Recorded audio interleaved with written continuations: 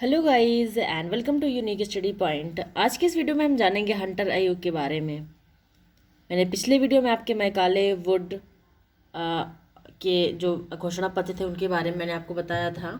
जिन किसी ने भी नहीं देखे वो वीडियो वो प्लेलिस्ट में जा कर के देख सकता है, ठीक है। उसके बाद ही आप देखिएगा ये हंटर आयोग, क्योंकि जो सीक्वेंस वाइज आप पढ़ेंगे तो आपके लिए ज़्यादा बेनिफिशिएट होगा। सो आपसे रिक्वेस्ट है, यदि आपने नहीं देखा है तो प्लेलिस्ट में जा कर के देख सकते हैं, ठीक है। मैंने 1813 का घोषणा पत्र डाला है, 1835 का जो मैकाले का जो विवरण पत्र आया था वो डाला है। इसके बाद 1854 में जो वुड का घोषणा पत्र आया था उसके बारे में मैंने बताया है, तो आप देख सकते हैं। उसके बाद अब मैं बताऊंगी हंटर आयोग, ठीक है। वीडियो शुरुआत करने से पहले आपसे रिक्वेस्ट, यदि आपने चैनल को सब्सक्राइब नहीं किया तो प्लीज़ सब्सक्राइब कर दीजिए और बेल आइकन को जरूर दबा दीजिएगा, ताकि मैं जो भी वीडियो डालूँ आपको सबसे पहले नोटिफिकेशन मिल सके। चलिए जानते हैं कि हंटर आयोग क्या था, कब आया। 1882 से 1883 के बीच में। 1854 के वुड के आदेश पत्र में शिक्षा के क्षेत्र में महत्वपूर्ण परिवर्तन हुए। तो 1854 का जो वुड का आदेश पत्र आया था उसमें जो शिक्षा नीति के बारे में मेंशन किया गया था, तो उससे रिलेटेड कुछ महत्वपूर्ण परिवर्तन हुए। परंतु 1857 की क्रांति के समय भारतीय शिक्षा की प्रगति का मार्ग कुछ समय के लिए रुक गया। जो 1857 की क्रांति हुई थी उससे क्या हुआ, 1854 में जो शिक्षा नीति बनी, उसके बाद 1857 में जो क्रांति हुई उससे जो भारत की जो शिक्षा व्यवस्था थी, यानी कि जो प्रगति का मार्ग था, उसमें थोड़ा सा क्या हुआ, अवरुद्ध आ गया, यानी थोड़ी सी रुकावट उत्पन्न हो गई, ठीक। सन 1858 में ब्रिटिश पार्लियामेंट ने कंपनी के शासन को समाप्त करके इंग्लैंड की रानी विक्टोरिया को भारत की सामग्री घोषित किया।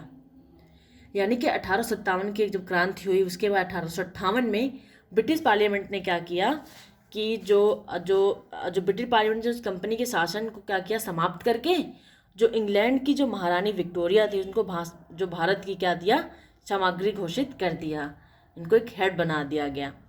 1880 में लॉर्ड रिपन को इस देश के लिए देश के नए गवर्नर जनरल के रूप में मनोनीत किया गया। कब, 1880 में। किसको, लॉर्ड रिपन को भारत देश का क्या गवर्नर जनरल नियुक्त किया गया। 1882 में लॉर्ड रिपन ने भारतीय शिक्षा की समस्याओं को दूर करने के लिए भारतीय शिक्षा आयोग की नियुक्ति की। किसकी नियुक्ति की, भारतीय शिक्षा आयोग की। कब, 1882 में। 1880 में वो गवर्नर बने, 1882 2 साल के बाद, ठीक है। ऐसे याद किया गया, 1880 में गवर्नर बने, 1882 में क्या किया गया, उनको क्या किया, उन्होंने भारतीय शिक्षा आयोग की नियुक्ति की। इसके आयोग के अध्यक्ष कौन बने, विलियम हंटर थे। जो भारतीय शिक्षा आयोग बना इसके अध्यक्ष कौन बने, विलियम हंटर। इन्हीं के नाम से क्या हुआ, इस आयोग को हंटर कमीशन के नाम से जाना जाता है। कि जब भारतीय शिक्षा आयोग की जो नियुक्ति की किसने, जब ये नियुक्ति की गई तो इसके जो अध्यक्ष थे वो कौन थे, विलियम हंटर थे। तो इसलिए इनको हंटर कमीशन के नाम से इस शिक्षा आयोग को जाना जाता है। अब हम जानते हैं कि इस आयोग के सुझाव व सिफारिशें क्या क्या थीं हंटर आयोग के बारे में, ठीक है।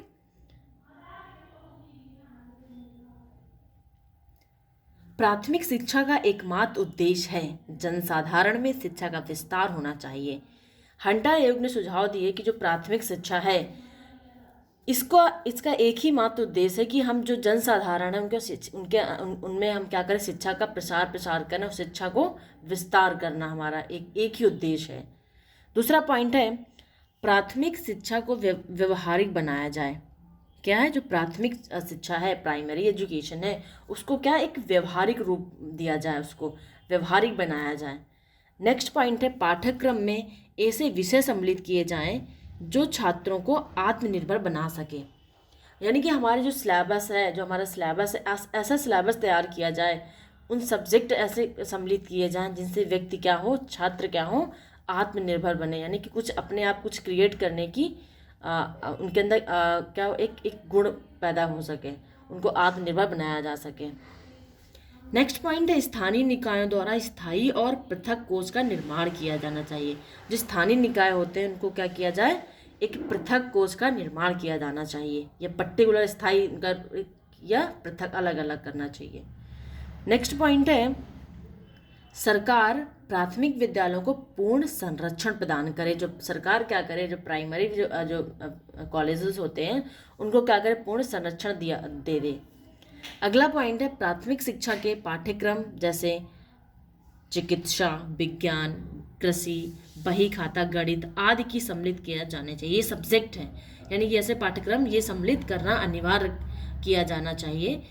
कौन किसमें, प्राइमरी एजुकेशन में। ठीक। नेक्स्ट पॉइंट है संपूर्ण देश में एक ही पाठ्यक्रम होना चाहिए।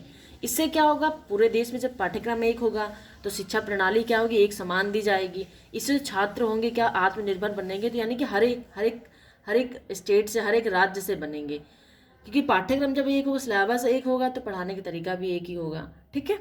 तो आज मैं अपनी वीडियो यहीं पर समाप्त करती हूँ। यदि वीडियो अच्छा लगा हो तो प्लीज़ इस चैनल को लाइक और सब्सक्राइब ज़रूर करें। Thank you so much for watching this video. Thank you so much.